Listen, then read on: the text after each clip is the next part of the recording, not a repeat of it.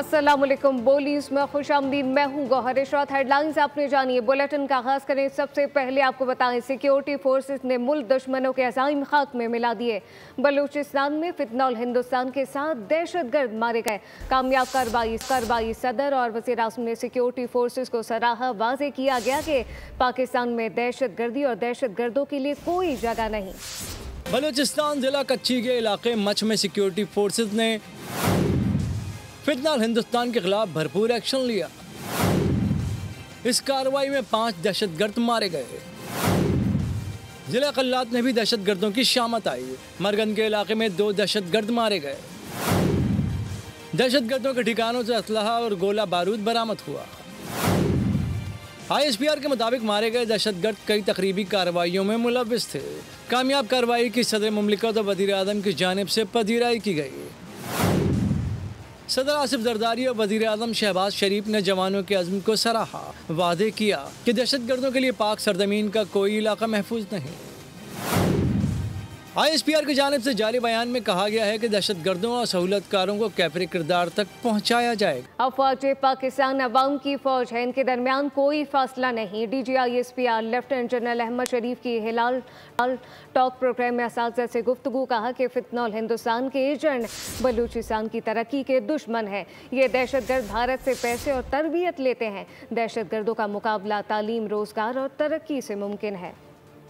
DG ISPR lieutenant general Ahmed Sharif की Hilal talks programme में असातिज़ा से गुफ्तगू। कहा कि बलूचिस्तान हमारी मईशत और सकाफत में रचा बसा है। फितनौल हिंदुस्तान के एजेंट बलूचिस्तान की तरक्की के दुश्मन है। ये दहशतगर्द भारत से पैसे और तरबियत लेते हैं। ये भारत की सहूलतकारी से पाकिस्तान में दहशतगर्दी फैलाते हैं। उन्होंने इस बात पर जोर दिया कि दहशतगर्दों का मुकाबला तालीम, रोजगार और तरक्की से मुमकिन है। लेफ्टिनेंट जनरल अहमद शरीफ ने कहा कि अफवाज पाकिस्तान अवाम की फौज है, इनके दरमियान कोई फासला नहीं। वादे किया कि कश्मीर पाकिस्तान का है और रहेगा। भारत की स्ट्रेटेजिक गलतफहमियां खाक में मिल चुकी हैं। हिंदुस्तान के साथ जंग में पाकिस्तान ने मुकम्मल तौर पर अपने वसाइल इस्तेमाल किए, किसी से कोई मदद हासिल नहीं की। Chairman joint chief of staff committee general Sahir Shamshad Mirza का बरतानवी खबरसां इदारे को इंटरव्यू। फिर वाज़ेह किया गया कि उस वक्त कोई मुतनाज़े के हल का बाकायदा मैकेनिज्म मौजूद नहीं, जबकि सिवाय DGMO की हॉटलाइन के अगर जंग हुई तो आलमी मुदाखलत के लिए वक्त बहुत कम रह जाएगा। कराची में ज़लज़ला मलिर जेल के कैदियों के लिए राह फरार का रास्ता खोल गया। मौका गनीमत जानकर 200 कैदी भाग निकले, ताहम पुलिस ने 80 कैदियों को गिरफ्तार कर लिया। इस धींगा मुश्ती में एक कैदी हलाक और 3 जख्मी भी हुए। पुलिस, रेंजर्स और FC ने मलिर जेल का कंट्रोल संभाल लिया। कराची की मलिर जेल में कैदी इंतजामिया की इंसान दोस्ती का नाजायज़ फ़ायदा उठा गए। ज़लज़ले से बचाने के लिए कैदियों को बैरकों से बाहर बिठाया गया। हुक्काम के मुताबिक जेल की सर्किल नंबर 4 और 5 के 600 से ज़ायद कैदी बैरक से बाहर थे। अचानक कैदियों ने हंगामा आराई शुरू कर दी। हुक्काम के मुताबिक कैदियों ने पुलिस एहलकारों को तशद्दुद का निशाना बनाया और माड़ी का गेट भी तोड़ डाला। इस धींगा मुश्ती में एक कैदी हलाक और 3 जख्मी हुए, जबकि मौका पाकर 200 भाग निकले, जिनमें से 80 को गिरफ्तार कर लिया गया। पुलिस, रेंजर्स और FC ने मलिर जेल का कंट्रोल संभाल लिया। मफरूर कैदियों की गिरफ्तारी से मुताल्लिक मसाजिद से ऐलानात भी करवाए गए। शहरियों से कैदियों की गिरफ्तारी में मदद की अपील भी की गई। वज़ीर दाखिला सिंध ज़िया लंजार ने वाक़े में कोताही का इम्कान जाहिर किया, जबकि IG सिंध ने मामले की मुकम्मल तहकीकात का हुक्म दे दिया। उनका कहना था मलिर जेल में ज़्यादातर मंशियात के आदी या छोटे मोटे जराइम में मुलव्वस अफराद कैद होते हैं। तो दूसरी जानिब वज़ीर आला सिंध मुराद अली शाह ने कहा कि ज़लज़ले के दौरान मलिर जेल में कैदियों को बैरकों से बाहर निकालने का फैसला बिल्कुल गलत था। मीडिया से गुफ्तगू में कहा कि ज़लज़ले के दौरान कैदियों में तशवीश हुई। कैदियों का मुतालबा था बैरकों से बाहर निकाला जाए। मलिर जेल में 6000 से ज़ायद कैदी हैं। ये वाक़या बाइस तशवीश है। जो ज़लज़ले के झटके आ रहे थे उसमें कैदियों में कुछ तशवीश हुई कि जी हम बैरिक्स के अंदर हैं, हमें बाहर निकाला जाए, गिर ना जाए। लेकिन इनिशियल थॉट यही है कि गलत था उनको निकालना, और ज़रूर इस पर सज़ा मिलेगी उन लोगों को जिन्होंने ये फ़ैसला किया। कैदियों को बाहर निकाला गया। 6000 से ऊपर कैदी हैं मलिर जेल में। उनको जब बाहर निकाला गया और वो प्रिकॉशंस प्रॉपर नहीं ली गई, जिसकी वजह से कैदी एक मॉब की सूरत हाल अख्तियार की। उन्होंने 216 या कुछ कैदी निकल गए थे। 80 या 82 जो अभी तक सुबह तक मुझे पता था वापस पकड़ लिए गए हैं। तशवीश की बात है, नहीं होना चाहिए था। और अब शिद्दत के ज़लज़ले जारी रहने की पेशगोई कर रहे हैं। कभी घंटे बाद, कभी मिनटों बाद जमीन लरसती रही, दिल दहलते रहे। कराची में ज़लज़लों का तसलसल रुक न सका। रात गए से सुबह तक मुख्तलिफ इलाकों में झटके महसूस किए गए। सबसे ज्यादा मुतासर इलाका जिला मलीर बताया जाता है। अब तक आए ज़लज़लों की शिद्दत 2.8 से लेकर 3.6 बताई जाती है। लांडी में ज़लज़ले की वजह से कई मकानात की दीवारों में दरारें पड़ गईं। शहरी खौफ के मारे घरों से बाहर निकल आए। गुज़िश्ता रात से ज़लज़ले के झटके मलीर, कायदाबाद, शाह लतीफ, भैंस कॉलोनी और लांडी में महसूस किए गए। बोल से गुफ्तगू में चीफ मेट्रोलॉजिस्ट अमीर हैदर ने इंकशाफ किया, कराची को अब तक 20 झटके लग चुके हैं, तमाम खतरे की कोई बात नहीं। इसमें थोड़ा सा टाइम लगेगा और इंशाल्लाह ग्रेजुअली ये बिल्कुल ख़त्म हो जाएंगे। और ये हमने ऑब्ज़र्व किया था मुज़फ़्फ़राबाद अर्थक्वेक के ज़माने में, और इसमें हफ्ता या इससे थोड़ा सा टाइम ज़्यादा लग सकता है। इससे कबल माहिर अर्जियात मुइन रज़ा भी किसी बड़े ज़लज़ले का इम्कान रद्द कर चुके हैं। अभी इम्कान तो नहीं है कि इससे कोई बड़ा ज़लज़ला आएगा, लेकिन ये छोटे छोटे ट्रेमर्स हैं, ये फील होते रहे। मतलब ऐसा है कि हो सकता है कि आते रहें, जिस तरीके से ये कल से शुरू हुआ मामला। दूसरी जानिब गैर यकीनी सूरत हाल पर शहरी, खास तौर पर जिला मलीर के रिहायशी खौफ व हिरास का शिकार हैं। पानी ज़ख़ीरा करने की इस्तेताअत बढ़ाने, ज़राअत के लिए दरकार पानी की फराहमी और सैलाब की रोकथाम के लिए नए डैम की तामीर नागुज़ीर करार दी गई। हमारी माशी खुद इन्हिसारी का दारोमदार सस्ती बिजली और ज़राअत पर है। वज़ीर आज़म शहबाज शरीफ की ज़ेर सदारत दियामीर भाषा डैम और दीगर आबी वसाइल के अमूर पर इजलास हुआ। वज़ीर आज़म की मुल्क में तवानाई की पैदावार और पानी के वाफिर ज़ख़ीरे का मौसर निज़ाम कायम करने के लिए दियामीर भाषा डैम जैसे मनसूबों को तरजीही बुनियादों पर मुकम्मल करने की हिदायत की गई है। कहा गया कि डैम की तामीर में हायल तमाम तर रुकावटों को फौरी तौर पर हल करने और मनसूबे की जल्द अज जल्द तकमील की जाए। आइंदा माली साल के लिए सूबों के तरक्याती प्रोग्राम के लिए 200,795 अरब रुपए मुख्तस करने की तजवीज़ शामिल है। पंजाब के लिए 1,188, सिंध 887, खैबर पख्तूनख्वा 440, बलूचिस्तान 280 अरब रुपए मुख्तस करने की तजवीज़ शामिल। सूबों की आइंदा माली साल के सालाना तरक्याती प्रोग्राम की तफसीलात बोल न्यूज़ ने हासिल कर ली। सूबों के मनसूबों के लिए आलमी इमदाद के तहत आइंदा माली साल 802 अरब मुख्तस करने की तजवीज़ पेश की गई। रवा माली साल किस सूबे ने कितना तरक्याती बजट खर्च किया, इसकी भी तफसीलात सामने आ गई हैं। पंजाब और सिंध ने विफाक से भी ज़्यादा तरक्याती फ़ंड खर्च कर डाले।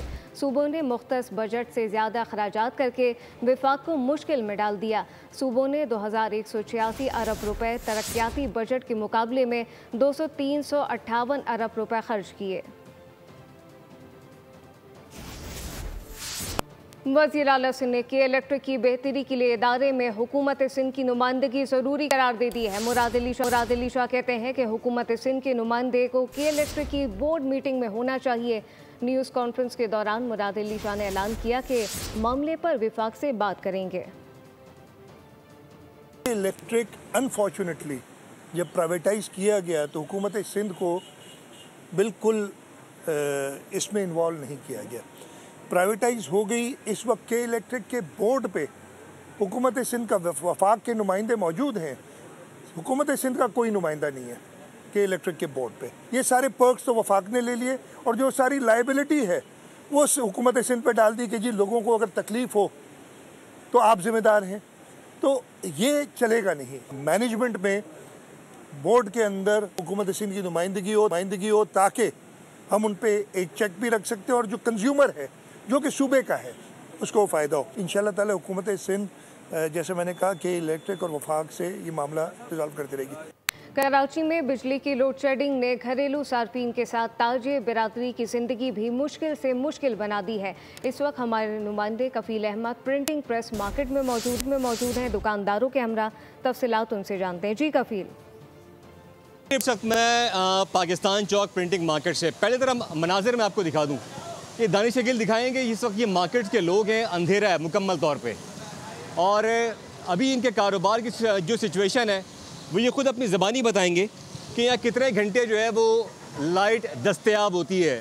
सूरत हाल ये है कि यहाँ पे समझ लीजिए वर्किंग आवर्स में जो है हमें मुश्किल से 4 घंटे मुश्किल बाद तमाम लाइट मिलती है, वो भी इंस्टॉलमेंट की सूरत में, और कभी कभी तो गैर एलानिया भी लोड शेडिंग जारी हुई है। यानी लाइट आती है, लाइट आने के फ़ौरन 5 मिनट के बाद 7 मिनट के बाद फिर लाइट दोबारा चली जाती है।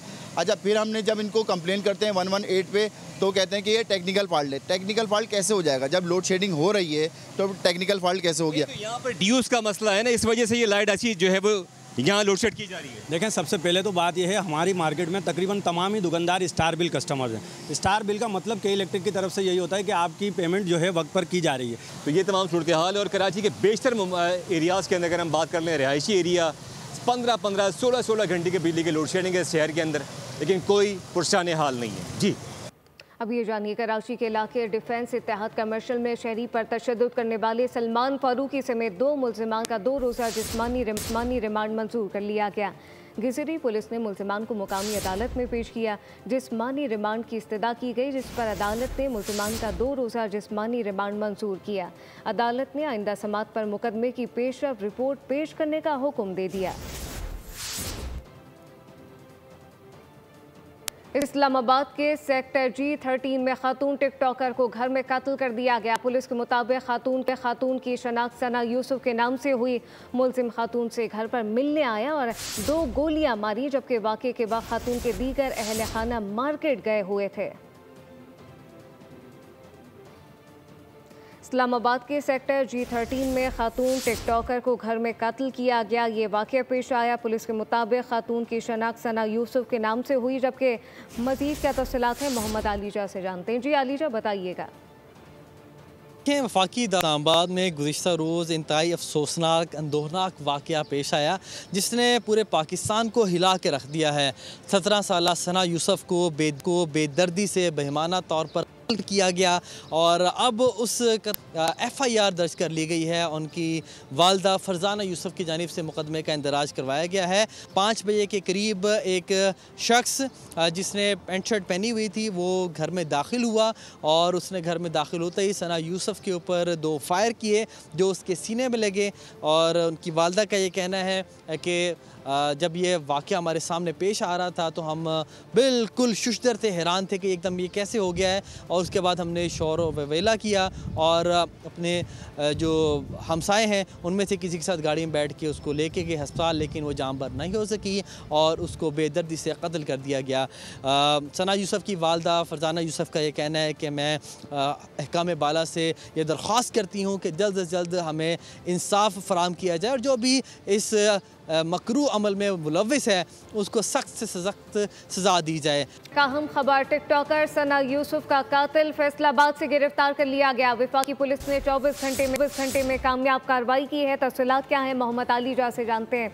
आलीजा, बताइएगा। देखिए, इस्लामाबाद से बड़ी खबर से मुतालिक आपको आगाह करें कि गुज़िश्ता रोज़ जो सना यूसुफ का बेईमाना कत्ल हुआ था उस हवाले से अहम पेशरफ्त है और जो मुबैना मुल्जिम है उसको गिरफ्तार कर लिया गया है। इस्लामाबाद CIA की जानिब से ये कार्रवाई अमल में लाई गई है और फैसलाबाद से इस मुल्जिम को गिरफ्तार किया गया है। CIA की टीम मुल्जिम को फैसलाबाद से लेकर इस्लामाबाद की जानिब रवाना होगी है और कुछ ही देर में इस्लामाबाद पहुंचेगी और वालदा के साथ उसका इंटरेक्शन कराया जाएगा और उसकी पहचान करवाने की कोशिश की जाएगी। वफाकी पुलिस की जानिब से 24 घंटे के अंदर ये कार्रवाई अमल में लाई गई है। टिकटॉकर सना यूसुफ का कातिल फैसलाबाद से गिरफ्तार कर लिया गया है। मोहम्मद आलीजा, बहुत शुक्रिया। न्यूज़ बुलेटिन से फिलवक्त इतना ही। मज़ीद खबरों और अपडेट्स के लिए विजिट कीजिए हमारी वेबसाइट bolnews.com। आप देखते रहिए बोल न्यूज़।